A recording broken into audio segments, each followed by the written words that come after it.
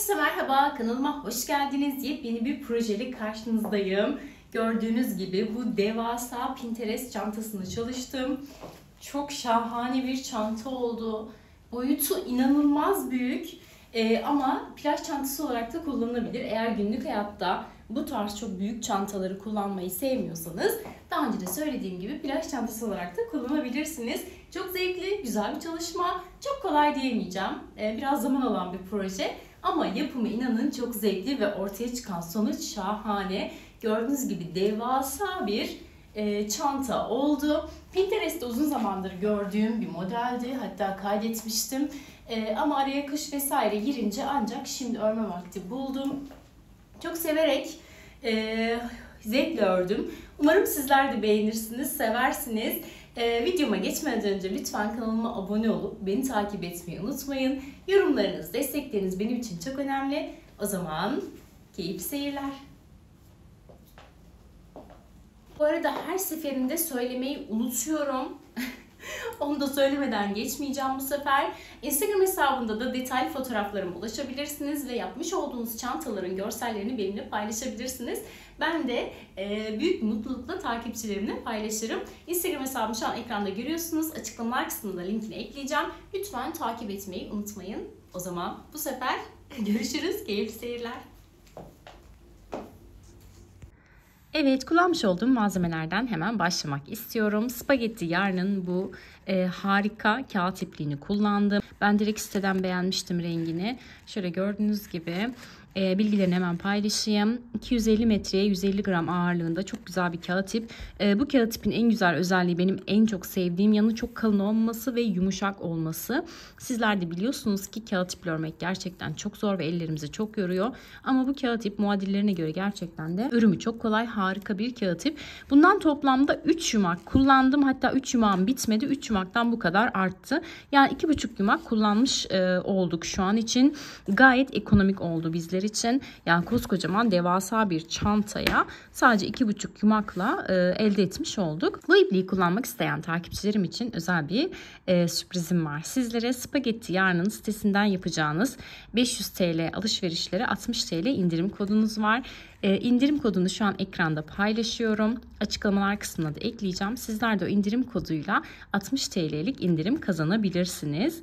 Sihirli ilmekler indirim kodumuz, dediğim gibi açıklamalar kısmına da yazacağım. 500 TL'de 60 TL gibi bir indirimle sizler de bu güzel kağıt iplerden sahip olabilirsiniz. Çantamızın ölçülerini hemen paylaşayım. Evet, şöyle enine baktığımız zaman 56 santim enimiz var. Boy kısmını da şu üst motiften ölçersek eğer, üst motiften ölçelim hemen. Şu alt birleştirme kısmına kadar ölçtüğüm zaman 34 santimde boyu var çantanın. Taban kısmı zaten bir motiften oluşuyor. Onun santim ölçüsünü vermiştim. 31 santim. Yani böyle güzel, şahane, devasa bir çanta oldu. Özellikle büyük boy çantaları seven, kullanmayı tercih edenler için harika bir seçenek oldu. Tığımı söylemeyi unutmuştum. Tığım 3,5 milim. O zaman uzatmadan videomuza geçelim. Evet, motifle başlıyoruz. Şimdi ben daha net anlaşılsın, daha kolay anlaşılsın diye bu iple göstereceğim motifin yapımını. Zaten diğer detayları normal model üzerinden kağıt ipimizle devam edeceğiz. Şimdi bakın, sihirli halkamı yapıyorum.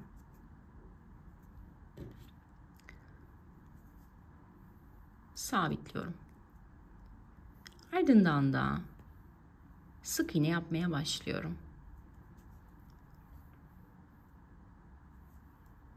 2 3 4 sık iğneleri yaptıkça da halkamı yavaş yavaş daraltıyorum. Çünkü kağıt ipte sonradan daraltmak çok zor oluyor. Bu şekilde toplamda 16 tane sık iğne yapıyorum.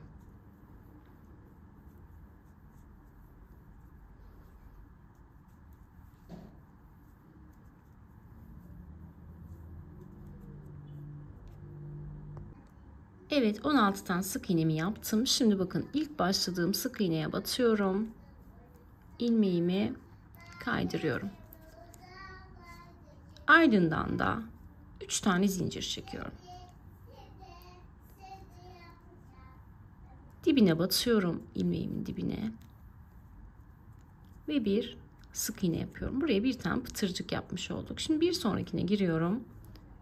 Bir tane normal sık iğne yapıyorum. Bir sonraki noktaya giriyorum. Sık iğnemi yapıyorum. Pıtırcıktan sonra 2 tane sık iğne yaptık. Şimdi ikinci sık iğnenin üstüne 3 tane zincir çekiyorum. Ve dibine batıp tekrar sık iğne yapıyorum. Şimdi 2 tane yine sık iğne yapıyorum. Tekrar 3 tane zincir çekiyorum ve son sık iğnemin dibine batıyorum. Bir tane normal sık iğne yapıyorum bir sonraki boşluğa. Bir sonraki boşluğa da giriyorum. Yine sık iğnemi yapıyorum. Üzerine de 3 tane zincir çekip bu pıtırcığı yapıyorum. Yani bir sık iğne, bir pıtırcık, bir sık iğne, bir pıtırcık şeklinde, ama pıtırcığı yaparken de yine sık iğnemizi ihmal etmiyoruz. Bu şekilde sıra sonuna kadar aynı işlemi devam ettiriyoruz. Toplamda bu pıtırcıklardan 8 tane olması gerekiyor. Evet, 8. pıtırcığımı da yaptım. Hemen 2 tane bakın boşluğum var. Buralara girerek sık iğnelerimi yapıyorum. Evet, bu şekilde şöyle saydığımız zaman 8 tane, 2, 4, 6, 8 tane pıtırcığımız oldu. Şimdi hemen ilk yaptığım pıtırcığın içerisine giriyorum. İlmek kaydırma yöntemiyle. Bu şekilde. Ve 1, 2, 3, 4, 5 tane zincir çekiyorum. Doluyorum. Aynı noktaya tekrar giriyorum. Bakın 3 tane ilmeğim var. İlk ikisini birlikte alıyorum. Diğer ikisini birlikte alıyorum. Buraya bir tane ne yapmış oldum aslında? Bu noktada V trabzan yapmış oldum. Arada 1, 2, 3, 4 tane zincir çekiyorum. Bir pıtırcık atlıyorum. Bir sonraki pıtırcığa giriyorum. Bir tane ikili trabzan yapıyorum. Bakın bu şekilde. Arada 2 zincir çekiyorum. Doluyorum. Aynı noktaya giriyorum. Ve yine ikili trabzan yapıyorum. Bu şekilde V trabzanlarımızı oluşturuyoruz. Arada 4 zincir. Doluyorum. Bir pıtırcık atlıyorum. Bir sonrakine giriyorum. Ve buraya yine önce ikili trabzan. Arada 2 zincir. Ve yine ikili trabzan yaparak bu şekilde V trabzanlarımı oluşturuyorum. Yani aslında biz burada ne yapıyoruz? Köşe yapıyoruz. Arada 4 tane zincir çekiyorum. Doluyorum. Bir pıtırcık atlıyorum. Bir sonrakine giriyorum. Ve buraya yine trabzanlarımı yapıyorum. Bu aşamada böyle büzüşebiliyor. Merak etmeyin. Modelin özelliği bu. Evet, bakın 4 tane köşemizi yaptık. 1, 2, 3, 4. Şimdi 4 tane zincir çekiyorum. Ve bakın ilk yaptığım şuradaki trabzanın şöyle sayıyorum. 1, 2, üçüncüsüne batıyorum. Ve buraya kaydırma yöntemiyle sabitliyorum. Evet. Ortamız hazır. Şimdi 3 tane zincirle yukarı çıkıyorum. Bunu bir trabzan kabul ediyorum. Bakın trabzanın üzerine direkt trabzan oldu. Doluyorum, boşluğa giriyorum. İkili trabzanlar yapmaya başlıyorum. 2, şununla birlikte 2 oldu. 3, 4, 5, hayır kızım. 6,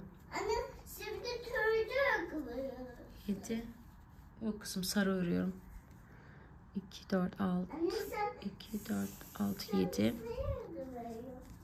Evet, sarı örüyorum. 8 tane trabzanım oldu bakın şununla birlikte. Şimdi tekrar doluyorum. Şuradaki trabzanın tepesine de bir tane trabzan yapıyorum. Toplamda bu noktada bakın 9 tane trabzanım oldu. Şimdi arada 2 tane zincir çekiyorum. Doluyorum. Bir sonraki kısma geliyorum. Yine şuradaki bakın trabzanın tepe noktasına batıyorum. Buraya bir tane trabzan yapıyorum. Ara noktaya da yine 2, 3, 4, 5, 6, 7, 8. Şu ilk yaptığım köşedekiyle birlikte 8 tane trabzanım oldu. 8 tane trabzanım olduktan sonra doluyorum. Şu kenardaki trabzanın tepesine de bakın. Hemen bir tane trabzan yapıyorum. Bu kısımda 9 tane trabzanım oldu. Evet, bu mantıkla sıramızı devam ettiriyoruz. 2 zincir yapıyoruz. Şu kısma 9 tane trabzan, 2 zincir, bu kısma 9 tane trabzan şeklinde sıramızın sonuna kadar gelelim. Sıra sonunda birleştirmeyi göstereceğim. Evet, son trabzan grubumda yaptım. Bakın modelimiz düzeldi. Şuradaki büzüşüklük geçti artık. Şimdi 2 tane zincirimi çekiyorum. Şurada ilk yaptığım trabzanın tam tepe noktasına batıyorum ve ilmeğimi kaydırıyorum. Burada bir sabitleme yapmış bulunmaktayım. Şimdi 3 tane zincirle yukarı çıkıyorum. Doluyorum. Burada her trabzanın tepesine birer tane trabzan yapacağız. Bunu ilk baştaki trabzanın tepe trabzanı sayıyoruz. Şimdi ikincisine batıyorum. İkili trabzanımı yapıyorum. Burada 3 zincir çekmemizin sebebi de aradaki bir tane zinciri saymak. Bir tane zincir çekiyorum. Bir sonraki trabzanın tepesine geliyorum ve ikili trabzanımı yapıyorum. Bir zincir, bir sonrakinin tepesine geliyorum ve ikili trabzanımı yapıyorum. Bir zincir, bir sonrakinin tepesine geldim ve ikili trabzanımı yaptım. Bu şekilde 9 tane trabzanımızı yapıyoruz. Aralarda birer tane zincir olacak şekilde. Bakın bu şekilde modelimizi büyütüyoruz.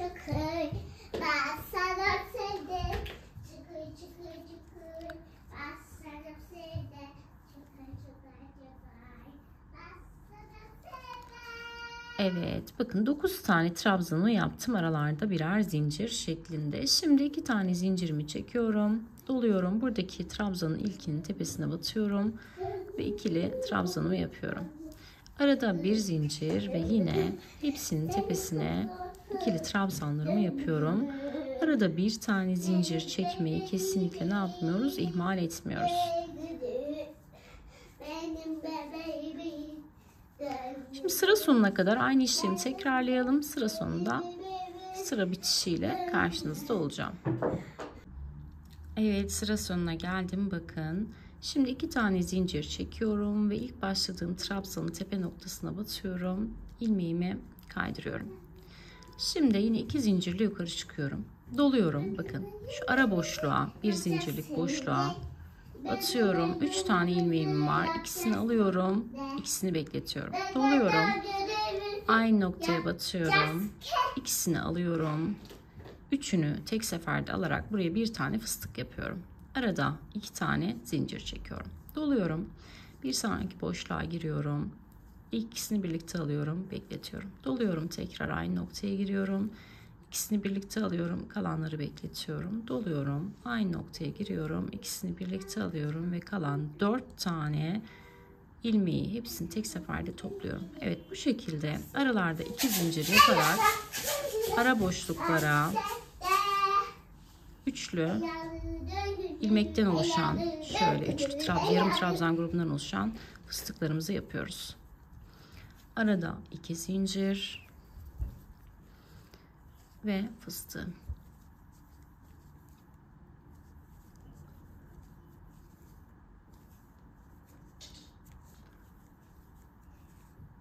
Bu zincirleri çekmeyi ihmal etmiyoruz. Tığım biraz büyük aslında benim şu an motifime. Ama önemli değil. Zaten bunu göstermek için örüyorum. Modeli anlayın diye. Arada 2 zincir. Çiçeğim coştu ya. Çiçeğim oyun oynuyor kendi kendine. Ne kadar güzel oynuyor. Ne kadar güzel. Aferin kızıma.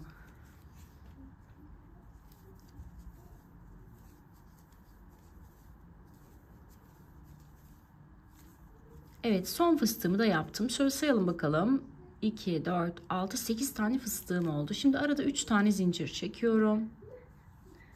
Doluyorum. Bir sonraki boşluğa giriyorum, bir zincirlik boşluğa ve fıstıklarımı yapmaya devam ediyorum.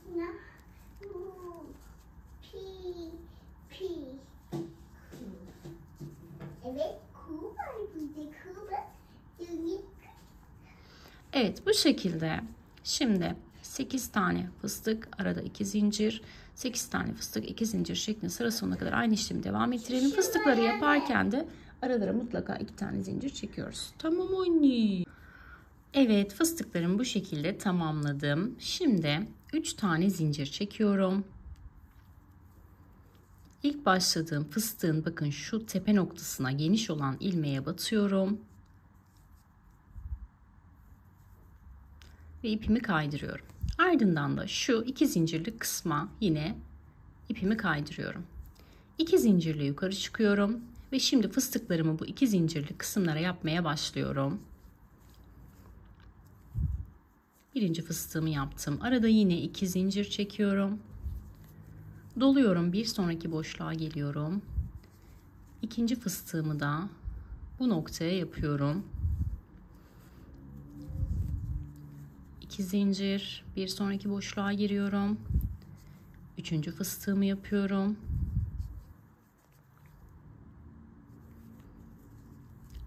İki zincir, bir sonraki boşluğa giriyorum.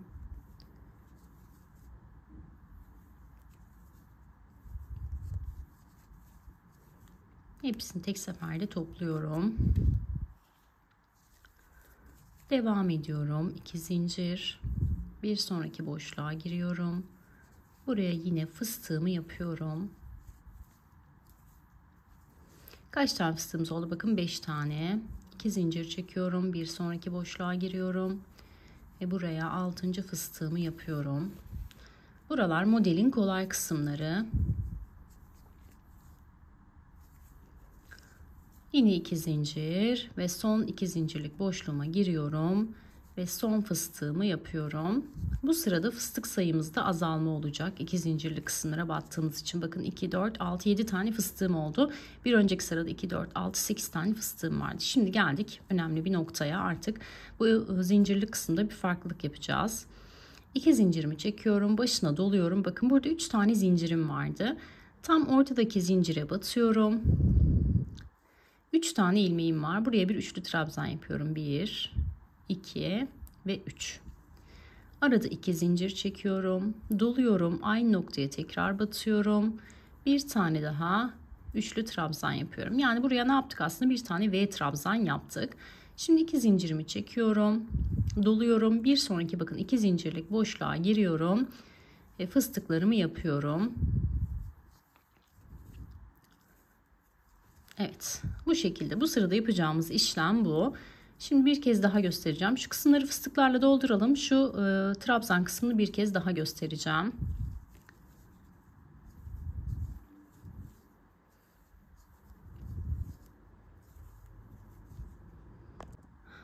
Evet, fıstıklarımı yaptım ve trabzan noktama geldim. Bakın 2, 4, 6, 7 tane fıstığım oldu. Şimdi 2 zincir çekiyorum. Doluyorum. Buradaki 3 zincirlik kısmın orta noktasına batıyorum ve buraya bir tane üçlü trabzan yapıyorum. Bundan sonra bu noktada yaptığımız trabzanların hepsi üçlü trabzan olacak. Arada 2 zincir çekiyorum. Doluyorum. Aynı noktaya batıyorum. 3 tane ilmeğim var. İlkini aldım. İkisini birlikte aldım ve son ikisini birlikte aldım. Bu şekilde üçlü trabzanımı yaptım. Arada 2 zincir çekiyorum. Ve yine fıstıkların arasındaki 2 zincirlik kısımlara yeni fıstıklarımı yapıyorum. Şimdi bu şekilde de bu sıramızı tamamlayalım. Bu arada bir şey söyleyeceğim. Şimdi ben normal iple ördüğüm için çok fazla büzülme, yığılma olmuyor. Bunu kağıt iple yaptığımız zaman aşırı derecede bir yığılma oluyor. Bu sizi sakın tedirgin etmesin. Elinizle düzeltin. Sonra zaten ütü vurunca düzelecektir. Şimdi ben sıramı tamamlayayım. Diğer sıraya geçerken yine göstereceğim. Evet, son fıstık grubumu yaptım. Şöyle karşıdan gösterelim. Şimdi yine 2 zincir çekiyorum. Orta noktasına batıyorum. 3 seferde yukarı çıkarak trabzanımı yapıyorum. Arada 2 zincir çekiyorum. Aynı noktaya tekrar giriyorum. Yine 3 seferde çıkarak trabzanımı yapıyorum. 2 zincir çekiyorum ve buradaki ilk yaptığımız fıstığın şu geniş tepe noktasına, bakın bu noktaya batıyorum ve ilmeğimi kaydırıyorum. Şimdi tekrar ilmeği şu 2 zincirli kısma kaydırıyorum ve bir üst sıraya geçiyorum 2 zincirle. Şimdi bu noktalara fıstık yapacağız. Yine 2 zincirli kısımlara ve yine fıstık sayımız azalacak. Bakın her sırada fıstık sayımız yukarı doğru azalıyor. Şimdi birinci fıstığımı yaptım. İkinciye geçiyorum. İkincisini yaptım. 2 zincir, üçüncüsüne geçiyorum.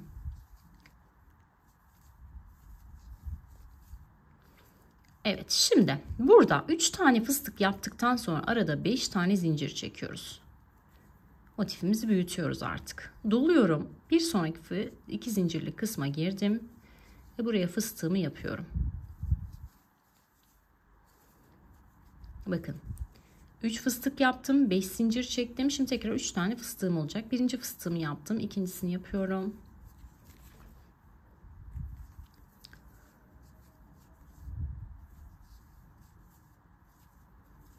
İki zincir ve son fıstığımı yapıyorum.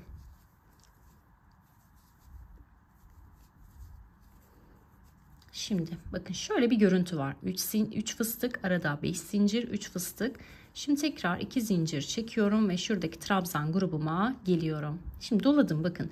Buradaki ilk trabzanın tepe noktasına batıyorum ve buraya bir üçlü trabzan yapıyorum. Doluyorum zincir çekmeden, aynı noktaya tekrar giriyorum. Buraya yine bir üçlü trabzan yapıyorum. Ne yaptık? Artırma yaptık aslında. Arada bir zincir çekiyorum, doluyorum, şu orta boşluğa batıyorum. Buraya bir tane daha üçlü trabzan yapıyorum. Doluyorum aynı noktaya, bakın zincir çekmeden ikinci trabzanımı yapıyorum. Bakın 2 trabzan, arada bir zincir, 2 trabzan, tekrar bir zincir çekiyorum. Şimdi buradaki trabzanımın tepesine batıyorum ve buraya da yine 2 tane trabzan yapıyorum. Bakın bu şekilde. Artık genişleme yapıyor. Bakın şu kısımdan ve bu kısımdan genişlemeler yapıyoruz. Şimdi 2 tane zincirimi çekiyorum. Devam ediyorum fıstıklarımla. Birinci fıstığımı yapıyorum. Arada 2 zincir çekiyorum. Bir sonraki kısma ikinci fıstığımı yapıyorum. 2 zincir, bir sonraki kısma giriyorum. Üçüncü fıstığımı yapıyorum. Şimdi bu sırada neydi? 3 tane fıstık yaptıktan sonra 5 zincir çekecektik. Hemen 5 tane zincirimi çekiyorum. Doluyorum. Bakın bir sonraki zincirli kısma geliyorum ve direkt fıstığı yapıyorum. Evet, bakın bu şekilde. Arada 2 zincirimi çekiyorum. Bir sonraki boşluğa geliyorum. Fıstığımı yapıyorum. Arada 2 zincir, bir sonraki boşluğa girdim ve son fıstığımı yapıyorum. Bu sırada fıstıklarımız 6 tane olacak. Bakın bu şekilde 1 2 3, arada 5 zincir, 1 2 3, toplam 6 tane fıstığımız olacak. Şimdi şu trabzan kısmını bir kez daha göstereceğim. Bakın 2 zincir çekiyorum. Doluyorum. Buradaki trabzanın tepe noktasına batıyorum ve buraya bir tane üçlü trabzan yapıyorum. Doluyorum zincir çekmeden, aynı noktaya tekrar giriyorum. Buraya yine bir üçlü trabzan yapıyorum. Bir zincir çekiyorum. Doluyorum, orta noktaya batıyorum. Buraya yine üçlü trabzan. Doladım aynı noktaya, yine üçlü trabzan. Bir zincir çekiyorum. Buradaki trabzanın tepe noktasına batıyorum. Buraya yine 2 tane üçlü trabzan yapıyorum. Evet, bakın bu şekilde trabzan gruplarımızı oluşturuyoruz. Şimdi bu sıramızı da bu mantıkla tamamlayalım. Diğer sıraya geçerken göstereceğim tekrar. Evet, sıramın sonuna geldim. Şöyle karşıdan gösterelim. 2 zincirimi çektim. Bakın buradaki ilk yaptığım fıstığın şu geniş tepe noktasına batıyorum. İlmeğimi kaydırıyorum. Şimdi şu 2 zincirli kısma batıyorum ve yine ilmeğimi kaydırıyorum. Devam ediyorum. 2 zincir çekiyorum. Yine fıstık yapmaya devam ediyoruz. Bu sırada fıstık sayımız yine azalacak. İlk fıstığımı yaptım. 2 zincir, bir sonraki kısma giriyorum. Buraya ikinci fıstığımı yapıyorum. Bakın bir alt sırada 3 tane fıstık vardı. Burada fıstık sayımız 2'ye düştü. Şuradaki 5 zincirli kısma geldik. Burada da şimdi 5 tane zincir çekiyorum. Buradaki 5 zincirli kısmın tam orta noktasına 3. zincire batıyorum ve bir tane sık iğne yapıyorum. Şimdi 3 tane zincir çekiyorum.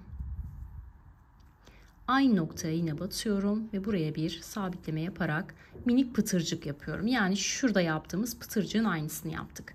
5 zincir sabitle, 3 zincir çek, pıtırcığı sabitle. Şimdi tekrar 5 zincir çekiyorum. Doluyorum. Bir sonraki 2 zincirlik kısma yine fıstığımı yapıyorum.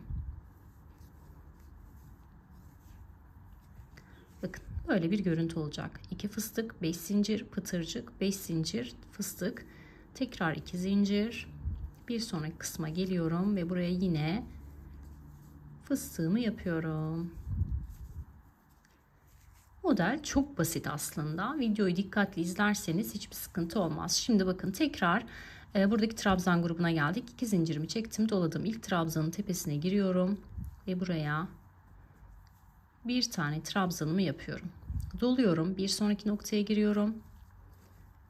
Bir tane trabzan yapıyorum. Bakın bu kısımlarda arada zincir çekmiyorum. Şimdi geldik şuradaki bir zincirlik kısma. Doluyorum. Direkt bu noktaya giriyorum ve buraya bir tane daha trabzan yapıyoruz. Bakın alttaki trabzan sayımızı bu noktaya da trabzan yaparak ne yapmış olduk? Artırmış olduk.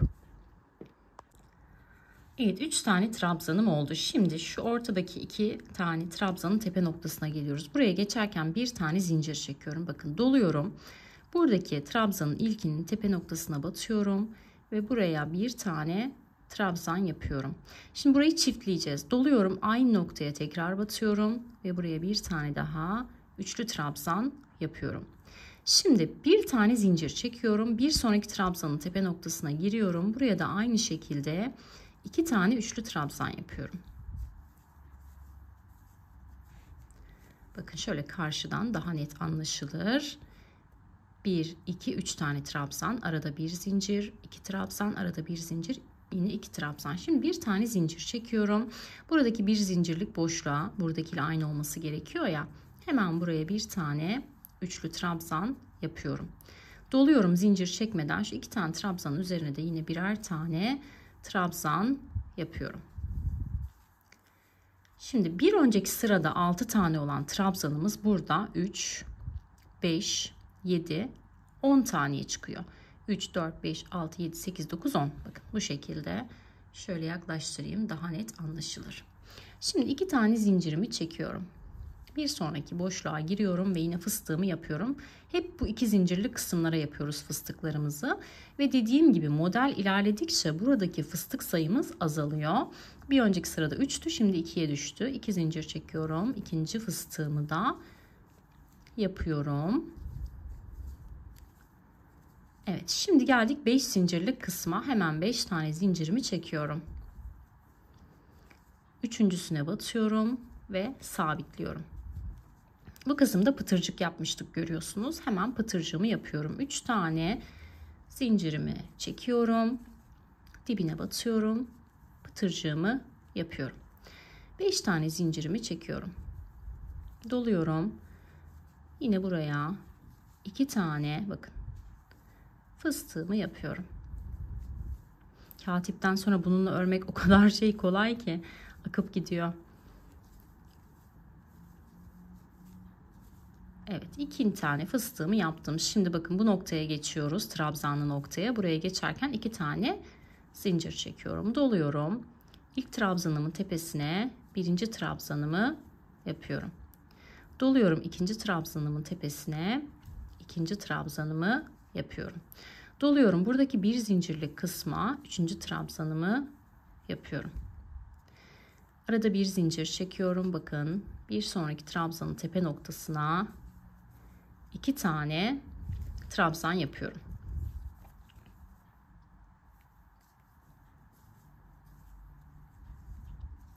Bir zincir çekiyorum. Bir sonraki trabzanın tepesine geliyorum. Buraya da yine 2 tane trabzanımı yapıyorum. Bir zincir çekiyorum. Buradaki bir zincirlik boşluğa giriyorum. Ve trabzanımı yapıyorum. Ardından zincir çekmeden şu sonda kalan 2 tane trabzanımın tepesine de trabzanlarımı yapıyorum. Altta 6 olan trabzan sayım bu sırada bu şekilde ona çıkıyor. Şimdi ben sıramı bu şekilde tamamlayacağım. Diğer sırada görüşelim. Evet, sıra sonuna geldim. En son trabzan grubumu yaptım. Arada 2 zincir çekiyorum. Buradaki ilk fıstığın tepe noktasına batıyorum. İlmeğimi kaydırıyorum. Şimdi şu 2 zincirlik kısma geliyorum. Burada artık fıstık sayımız 1'e düşecek. 2 zincirle yukarı çıktım ve buraya bir tane fıstığımı yapıyorum. Sonra geldik bakın bu 5 zincirlik kısma. Yine 5 tane zincir çekiyorum. 5 zincirlik kısmı şöyle üçüncüsüne batıyorum. Buraya bir tane sık iğne ile sabitleme yapıyorum. 3 tane zincirimi çekiyorum. Aynı noktaya giriyorum ve buraya pıtırcık yapıyorum. Şimdi 5 tane zincir çekiyorum.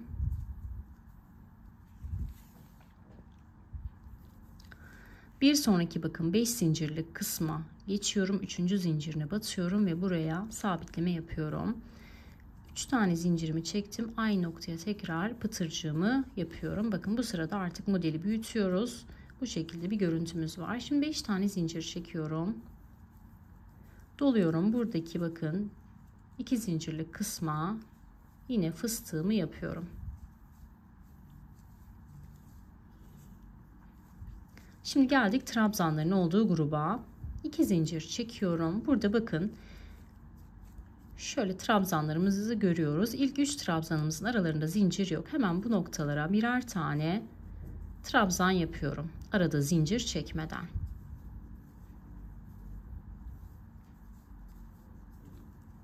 Evet bakın 3 tane trabzanımı yaptım. Doladım. Şurada bir zincirlik boşluğa da giriyorum. Buraya da yine bir tane trabzan yapıyoruz. Şimdi 4 tane trabzanım oldu. Aralarında da zincir yok. Bir tane zincir çekiyorum. Bir sonraki trabzanın tepe noktasına geliyorum. Buraya hemen bir tane daha trabzan yapıyorum. Tekrar bir zincir çekiyorum. Bir sonraki trabzanın tepe noktasına geliyorum ve buraya yine bir tane trabzan yapıyorum. Bakın şöyle tam orta noktasına kadar gelmiş olduk. 2, 4, 6 tane trabzanım var. Bir zincir çekiyorum. Şuradaki bakın tepe noktadaki bir zincirlik boşluğa giriyorum. Buraya bir tane trabzan yapıyorum. Arada bir zincir çekiyorum. Aynı noktaya giriyorum. Tekrar bir tane daha trabzan yapıyorum. Devam ediyorum. Bir zincir çekiyorum. Bir sonraki trabzanın tepe noktasına yine bir tane trabzan yapıyorum. Yine bir zincir çekiyorum. Bir sonraki trabzanın tepe noktasına bir tane daha trabzan yapıyorum. Bir zincir çekiyorum. Buradaki bir zincirlik boşluğa giriyorum ve bir tane daha trabzan yapıyorum. Şimdi bu ara noktalarda trabzanlarımızın hepsinde arada zincir oluyor. Şuradaki son 4 trabzanda aynı ilk 4 trabzan gibi arada zincir olmuyor. Doluyorum bakın. Direkt hepsinin üzerine birer tane trabzanımı yapıyorum. Bu şekilde. Bakalım bu sırada kaç tane trabzanımız olmuş? 2, 4, 6, 8, 10, 12, 14. Bir önceki sırada 10'du trabzanımız. Burada 14 olmuş. 2 ile başladık. 6, 10, 14 şeklinde modelimiz ne oldu? Bakın genişledi. Şöyle karşıdan da gösterelim. Şimdi 2 zincir çekiyorum. Buradaki 2 zincirlik kısma fıstığımı yapıyorum. Artık fıstığım 1'e indi biliyorsunuz. Şimdi geldik 5 zincirlik kısma. Hemen 5 tane zincirimi çekiyorum. Üçüncüsüne giriyorum. Ve buraya sabitleme yapıyorum. Ardından 3 tane zincir çekiyorum ve buraya bir tane pıtırcık yapıyorum. Pıtırcığımı yaptıktan sonra 5 zincir çekiyorum. Bir sonraki 5 zincirlik kısmın üçüncüsüne giriyorum. Ve buraya yine pıtırcığımı yapıyorum. Şimdi yine 5 zincir çekiyorum. Doluyorum. Buraya yine fıstığımı yapıyorum. 2 zincirlik kısma. Şimdi geldik trabzan grubumuza. Yine 2 zincir çekiyorum. Trabzan gruplarına geçerken hep 2 zincir çekiyoruz. İlk trabzanın tepesine batıyorum. Bir tane üçlü trabzan yapıyorum. Arada zincir çekmeden doluyorum. Hemen ikincisine giriyorum. İkinci trabzanım. Doladığım bir sonrakine giriyorum. Üçüncü trabzanım. Şimdi doladığım bakın zincir çekmeden şuradaki bir zincirlik boşluğa giriyorum. Ve dördüncü trabzanımı yapıyorum. Arada bir zincir çekiyorum. Bir sonraki trabzanın tepe noktasına giriyorum ve buraya hemen bir tane daha trabzan yapıyorum. Yine bir zincir çekiyorum. Bir sonrakinin tepe noktasına giriyorum ve yine trabzanımı yapıyorum. Şimdi şuradaki tam orta noktaya geldik. Bakın 5 tane bu tarafta var, 5 tane bu tarafta var altta. Bir zincirimi çekiyorum. Bu noktaya 2 tane trabzan yapacağım. Arada bir zincir. Bir sonraki trabzanım.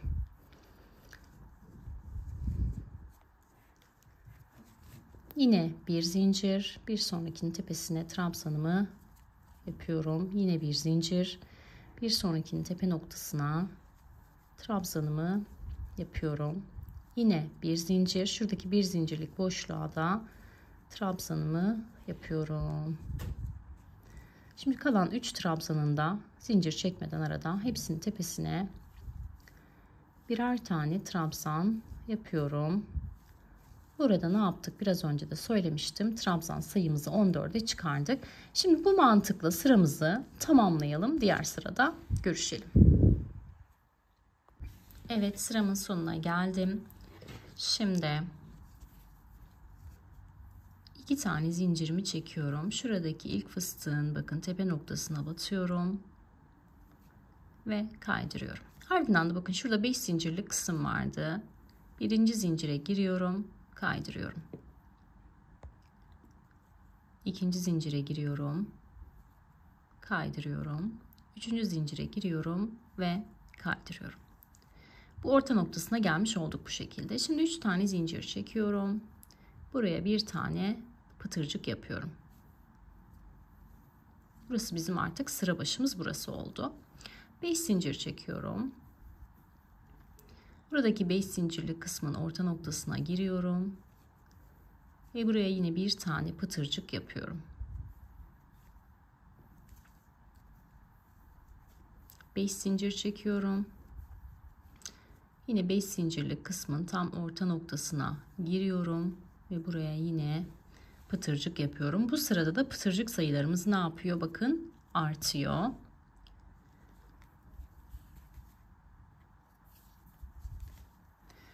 Şimdi 2 tane zincir çekiyorum. Pardon. Şimdi 3 tane zincir çekiyorum.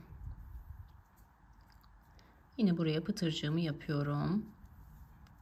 Son pıtırcığı yaptıktan sonra 3 tane zincir çekiyorum. Normalde bu aralarda hep 2 tane çekiyorduk. Şimdi 3'e çıkardık. Doluyorum. Şuradaki trabzan gruplarımın ilkine batıyorum. 1, 2 seferde yukarı çıkıyorum, bekletiyorum. Doluyorum, bir sonrakine batıyorum. 2 seferde yukarı çıkıyorum, bekletiyorum. Doluyorum, bir sonrakine batıyorum. 2 seferde yukarı çıkıyorum, bekletiyorum. Doluyorum. Bir sonrakine batıyorum. 2 seferde yukarı çıkıyorum, bekletiyorum. Burada ne yaptık? Bir tane fıstık grubu oluşturduk. Şimdi hepsini tek seferde topluyorum. Arada 2 zincir çekiyorum, doluyorum. Bakın bir sonraki trabzanın tepe noktasına geliyorum. Buraya yine bir tane üçlü fıstık yapıyorum.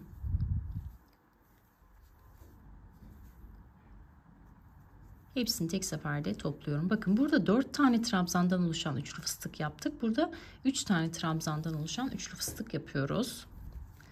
Arada 2 zincirimi çekiyorum, doluyorum. Bir sonrakine geliyorum. Ve buraya yine bir tane fıstık yapıyorum. Fıstıklarımızı bu sefer 3 defa çekerek alıyoruz.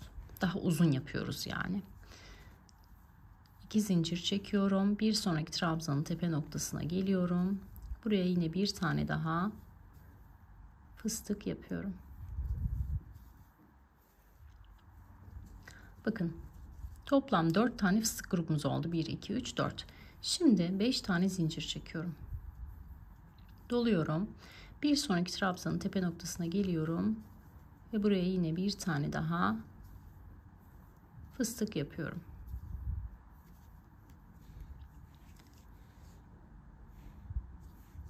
İki zincirimi çekiyorum. Bir sonraki trabzanın tepesine giriyorum. Ve buraya bir tane daha fıstığımı yapıyorum. 2 zincir çekiyorum. Diğer trabzanın bakın sıradaki trabzanın tepe noktasına giriyorum. Ve buraya yine bir tane fıstık yapıyorum. Şimdi 3 tane fıstığım oldu şuradaki gibi. Şu baştaki gibi dörtlü fıstık yapacağız. Arada 2 zincir çekiyorum, doluyorum. Bakın burada 4 tane trabzan var. Hepsinin tepesine batıyorum. 2 seferde yukarı çıkıyorum, bekletiyorum. Bir sonrakine giriyorum. 2 seferde yukarı çıkıyorum, bekletiyorum. Bir sonrakine giriyorum. 2 seferde yukarı çıktım, beklettim ve sonuncuya giriyorum. Ardından da bakın bu 5 ilmeğin hepsini tek seferde topluyorum. Şimdi arada 3 tane zincir çekiyorum. Buradaki 5 zincirli kısmın tam orta noktasına giriyorum. Sabitliyorum. Ardından da buraya yine bir tane daha pıtırcık yapıyorum. 5 tane zincir çekiyorum. Bir sonraki 5 zincirli kısma giriyorum. Pıtırcığımı yapıyorum. 3 zincir çekiyorum. Sabitliyorum. Yine 5 zincir. Bir sonraki 5 zincirli kısmın orta noktasına giriyorum. Yine bir tane pıtırcık yapıyorum. Şimdi tekrar trabzan grubuna geldik. Şurada yaptığımız işlemi bir kez daha göstereceğim. 3 zincir çekiyorum. Doluyorum. Bakın. İlk trabzanın tepesine girdim. 3 tane ilmeğim var. 2 seferde çıktım, beklettim. İkincisine girdim. 2 seferde çıktım, beklettim. Üçüncüsüne giriyorum. 2 seferde çıkıyorum, bekletiyorum. Dördüncüsüne giriyorum. 2 seferde çıkıyorum, bekletiyorum. Bakın 1, 2, 3, 4 tane trabzan grubum görünüyor. Şimdi 5 ilmeğimin hepsini topluyorum. Arada 2 zincir çekiyorum. Bir sonrakine giriyorum. Buraya bir tane fıstık yapıyorum. Yine 3 seferde yukarı çıkarak. Arada 2 zincir. Bir sonrakine girdim. Yine fıstığımı yapıyorum.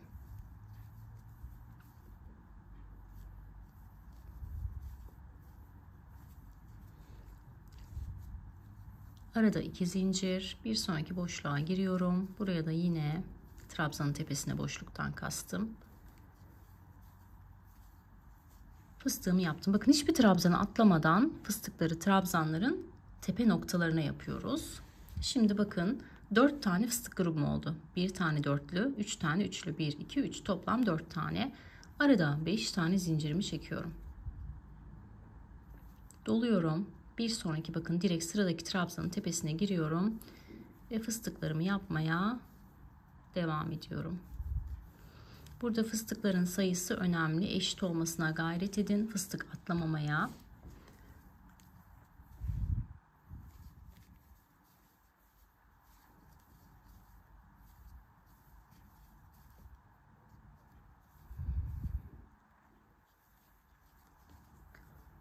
Hep aralarda 2 zincir çekiyoruz.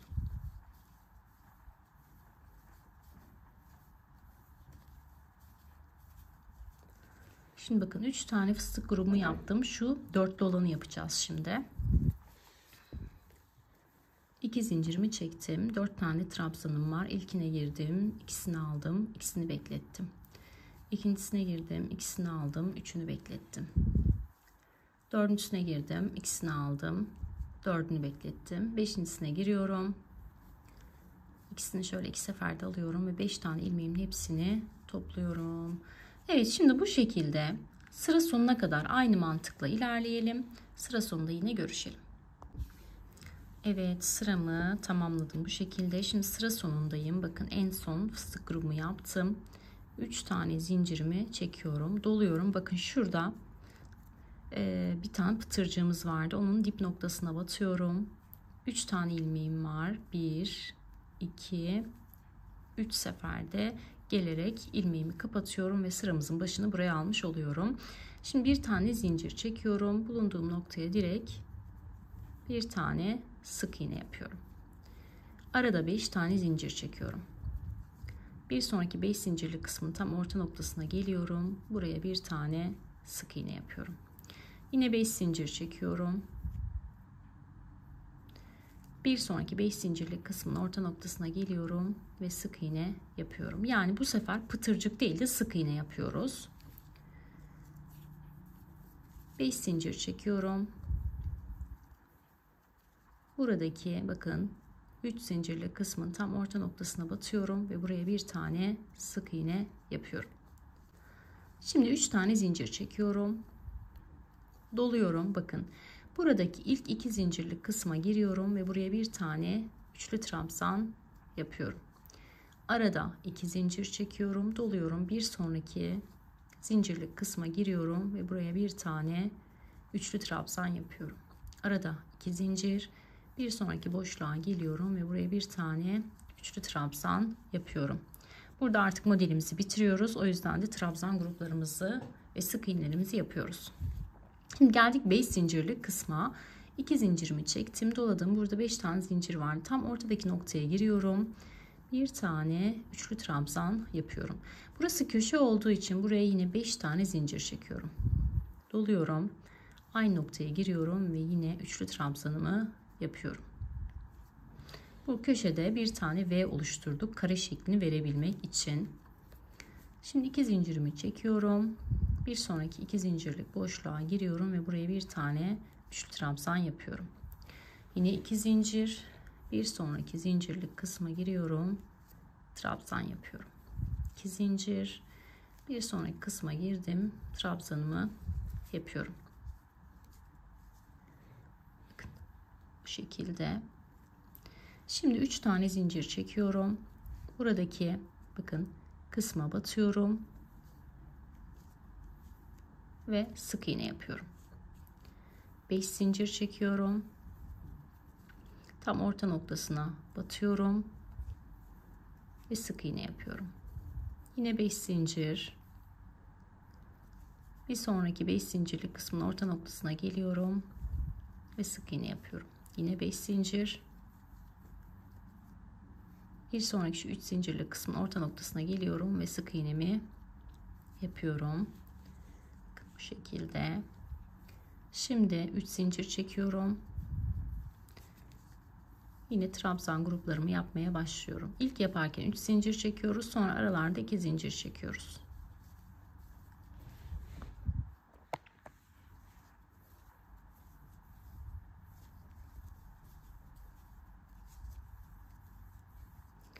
Köşeye geldim. Tam orta noktasına batıyorum.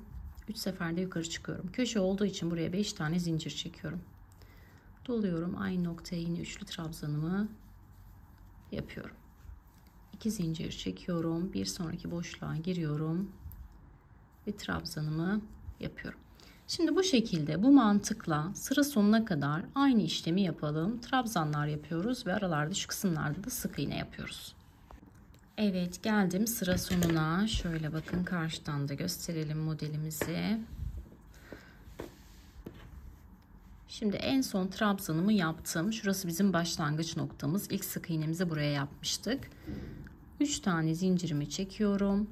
Buradaki sık iğnenin şöyle içine batıyorum. İlmeğimi kaydırıyorum. Ardından bir zincirle yukarı çıkıyorum. Direkt sık iğnenin dibine batıyorum ve bir tane sık iğne yapıyorum. Şimdi bu noktada tamamen sık iğne geçeceğiz. Sık iğnelerimizi geçerken bir önceki sırada çektiğimiz zincirler bize rehber olacak. 5 zincirlik kısma giriyoruz. Direkt 5 tane sık iğne yapıyoruz. 3, 4 ve 5. Sık iğnelerin içine giriyoruz. Bir tane sık iğne yapıyoruz. Yine 5 zincirlik kısım, bakın yine giriyorum. 5 tane sık iğnemi yapıyorum. Yine geldim sık iğneye, içine giriyorum. Bir tane sık iğne yapıyorum. Bu sırada bu şekilde sık iğnelerin içerisine birer tane, diğer kısımlarda da bir önceki sırada çekmiş olduğumuz zincir sayısına ek olarak zincirlerimizi, sık iğnelerimizi yapıyoruz.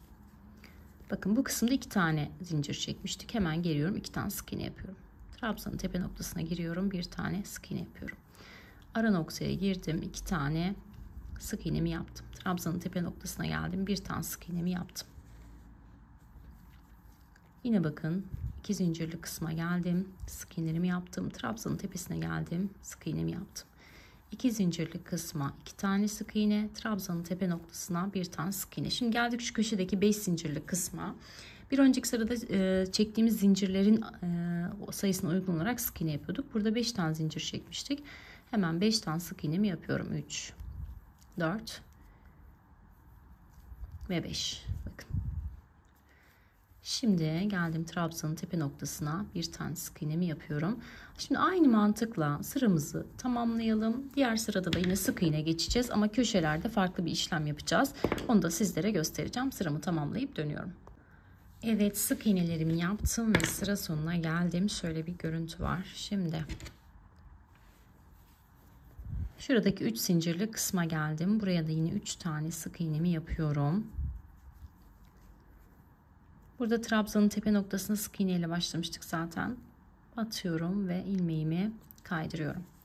Şimdi yine bir zincirle yukarı çıkıyorum ve bu sırada da bütün sık iğnelerin içerisine her birine birer tane sık iğne yapıyorum. Ta ki nereye kadar? Şu 5 zincirlik köşe noktaya kadar. Hepsinin içerisine birer tane sık iğne yapalım. Bu 5 zincirlik köşe noktada farklı bir işlem yapacağız. Onu da hemen göstereceğim. Evet, köşeye kadar bakın sık iğneleri yaparak geldim. Şimdi köşede 5 tane sık iğnemiz vardı. Birincisine bir tane sık iğne yapıyorum. İkincisine giriyorum. Yine bir tane sık iğne yapıyorum. Şimdi köşe nokta olduğu için burada büzüşme olmasın diye 3. sık iğneye giriyorum ve buraya 3 tane sık iğne yapıyorum.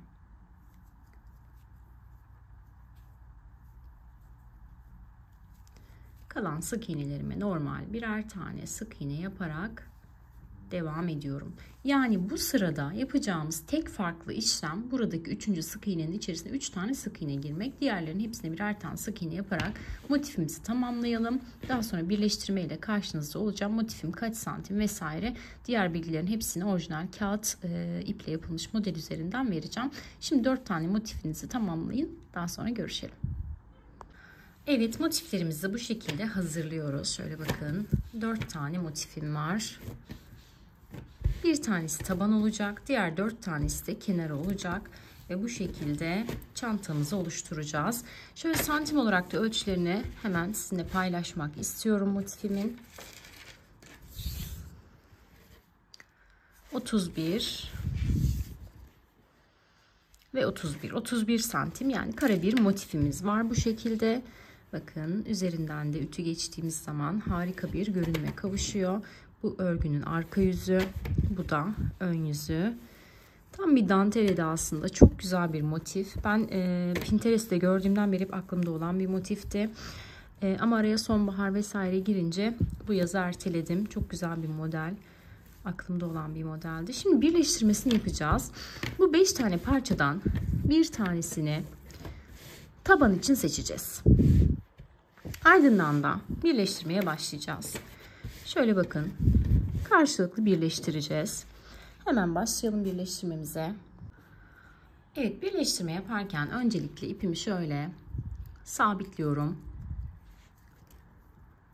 Ve şimdi buradaki motifimin şöyle bakın en dışta kalan, karşıda kalan ilmeğine alttan şöyle bakın ilk kanadından giriyorum ve ilmeğimi çıkarıp sabitliyorum. Ardından bu noktadan bakın direkt karşıdaki en dışta kalan motifin şöyle bakın iç kısmından giriyorum. Yani şu kısımlara batacağız. Ardından da ilmeği şöyle geçiriyorum ve sabitliyorum. Şimdi bakın, bundan sonrasına çok dikkatli bakın. Bu noktadan şöyle ilk kanattan girdim. Karşı tarafa geliyorum. Şöyle dıştan bütün iki kanadı da içine alacak şekilde giriyorum. Ve alttan ilmeğimi kaydırıp çıkarıyorum. Şu başlangıç ipine şöyle alalım, aramıza karışmasın. Bakın, buraya girmişim. O zaman bir sonrakine giriyorum. Geliyorum karşıdaki ilmeğin, bakın şu içten değil, en dışından batıyorum. Ardından da 3 ilmeği tek seferde çekiyorum. Bu kısımdan giriyorum. Karşıdakinin bakın şu kısmına batıyorum. Bu şekilde bir görüntü var.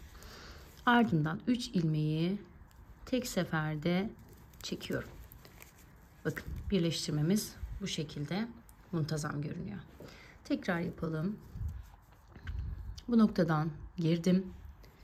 Karşıda bakın, karşısına denk gelen ilmeğin direkt şöyle dış kısmından giriyorum. Alttan 3 ilmeği tek seferde çekiyorum. Bakın birleştirmemiz bu şekilde güzel oluyor.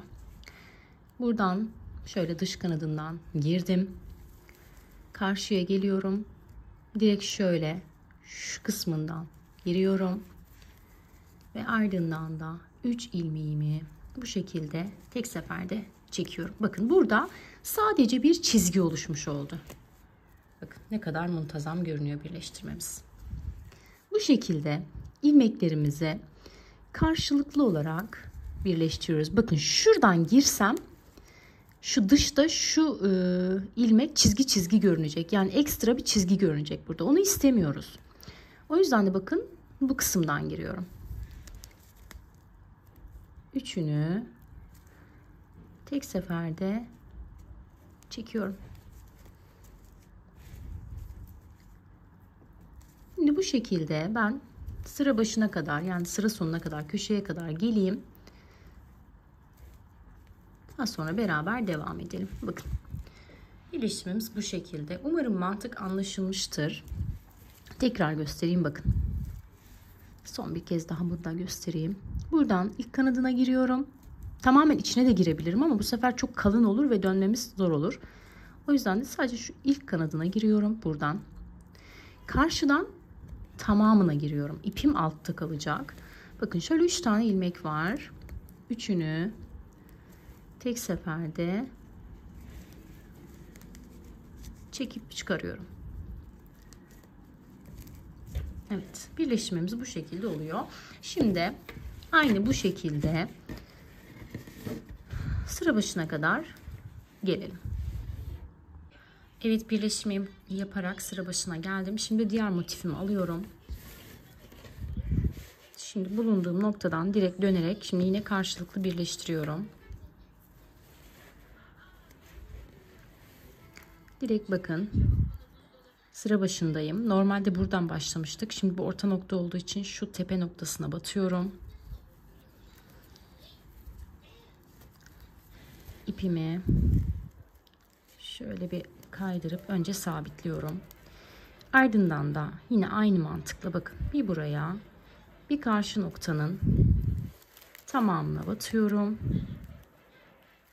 İlmeğimi çekiyorum. Aslında bu noktada bir tık daha küçük tığ daha rahat olabilir. Bakın. Bu şekilde karşıya geçtim. İkisinin içinden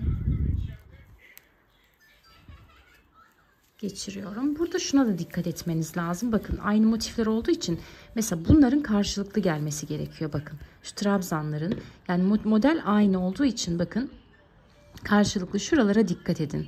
Buraları çok kaydırmamaya gayret edin. Mesela bakın bu nokta şu pıtırcıkların olduğu nokta karşılıklı. Bunların çok değişmemesi gerekiyor. Belki olur ya bir tarafa fazla batmışsınızdır yanlışlıkla. O aklınızda bulunsun.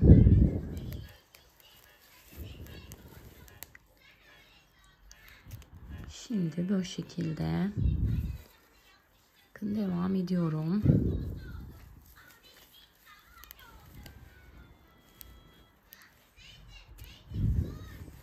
Evet, şu tığımı bir çıkarayım. Bakın bu şekilde bu tarafı birleştirmiştik zaten. Şimdi karşıyı da aynı mantıkla birleştireceğiz.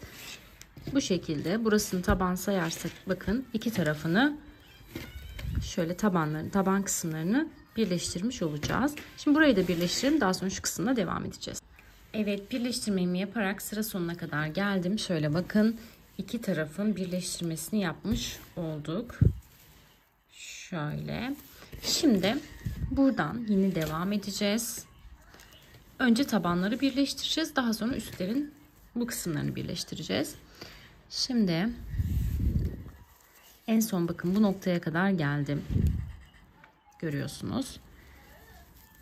İpimi şöyle yine alta veriyorum. Karşıdan Tam şu köşe noktası olan kısma, burayı biraz sıkı yapmışım, batıyorum. İlmeğimi şöyle alttan geçiriyorum. Birazcık şöyle kısaltıyorum ilmeğimi. Evet. Şimdi bakın. Yine bu noktadan başlıyorum. Karşı tarafa geçiyorum. Altından geçiriyorum. Şimdi bir sonrakine giriyorum. Karşıya geçiyorum. Ve yine alttan çekerek 3 tane ilmeğimi çıkarıyorum. Bakın bu şekilde. Bir kez daha göstereyim. Şu noktaya batıyorum. Karşıya geçiyorum. Karşına şöyle arka tarafından batıyorum. Ve 3 ilmeği tek seferde çıkarıyorum. Evet, bu şekilde yine sıra sonuna kadar gelelim. Dördüncü ve son motifimizi de bakın şöyle kısım, ikinci kısım, üçüncü kısmı yapıyoruz şu an. Dördüncü kısmı bu kısma örerek, kaydırarak sabitleyeceğiz. Ardından üst kısımlarla devam edeceğiz. Şimdi sıra sonuna gelin, bunu takmayı yine göstereceğim. Evet, şimdi üç tarafı birleştirdim. Gördüğünüz gibi. Dördüncü ve son tabanı da birleştireceğim artık. Yine aynı şekilde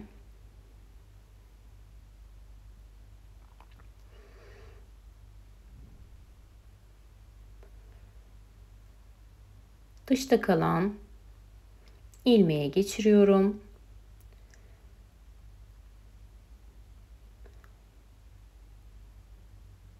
Sabitliyorum ve ardından diğer kısımlarda yaptığımız gibi bir kanattan giriyoruz. Diğer kanadın tamamından giriyoruz. Ve alttan, ipimiz altta kalacak şekilde 3 ilmeğimizi tek seferde çekerek çıkarıyoruz.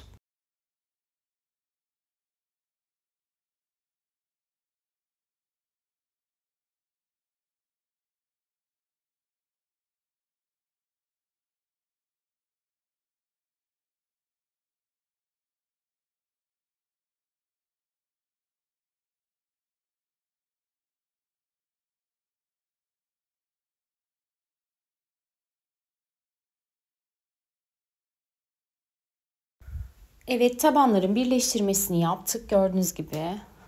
Şimdi artık bulunduğum noktadan yukarıya doğru aynı şekilde kaydırma tekniğiyle yan kısımları birleştireceğim. Burada zaten sık iğne sayılarımız eşit.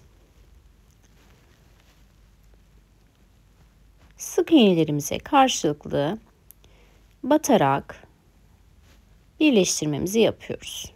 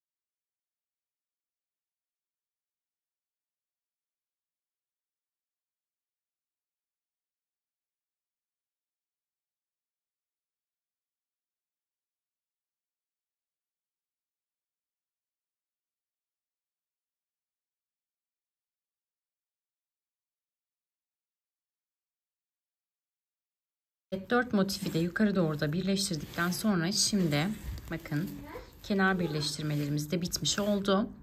Şimdi en son motifi birleştirdiğim noktadan kenarlara 2 sıra sık iğne geçeceğim. Bakın en son motifi birleştirdiğim noktadayım. Şimdi bir zincirle yukarı çıkıyorum ve aynı noktaya bir tane hemen sık iğne yapıyorum. Daha sonra devam ediyorum. Her sık iğnenin üzerine birer tane sık iğne yapıyorum. Bu şekilde toplamda 2 sıra daha sık iğne yapacağım. Bununla birlikte ve çantamızın örgü kısmını bitirmiş olacağız.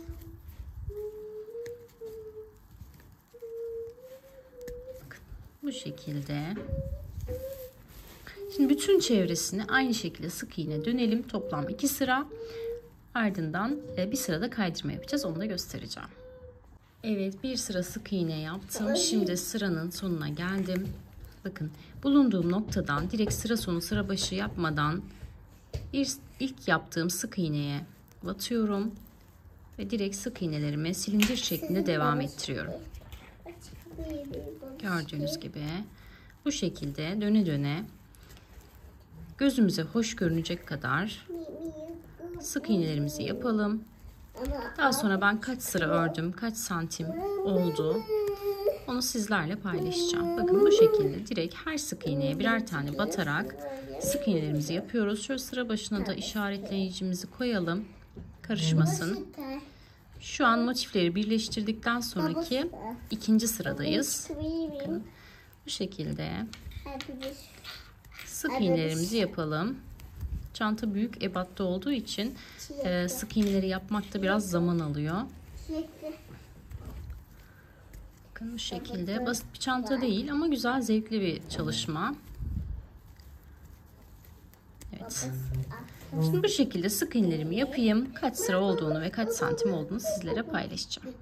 Evet, ben sık iğnelerimi yaptım ve sıra sonuna geldim. Şu zaten 2 sıra motifimizden sonra yaptığımız sıraydı. Ondan sonra toplam 4 sıra örmüş oldum. Santim olarak ölçüsünü isteyenler için de şöyle toplamda bakın 4 santim uzunluğunda. Şimdi son sırada da kaydırma yaparak bir bitiş yapacağız. Hem de ağız kısmı daha toplu dursun diye. Bakın bulunduğum noktadan direkt girdim, kaydırdım. Bir sonraki ilmeğe giriyorum, kaydırıyorum. Hemen bu noktaya ayracımızı takalım da kaydırma yaptığımız yer belli olsun. Bakın sık iğne yapacak gibi girdim. 2 ilmeğim var ve içinden geçirdim. Bir sonrakine girdim. Aynı şekilde. Burada biraz sıkı yapıyorum. Ağız kısmı çok yayvan olmasın. Toplu ve güzel dursun diye. Bu şekilde kaydırmalarımı yaparak bakın sıramı tamamlayacağım.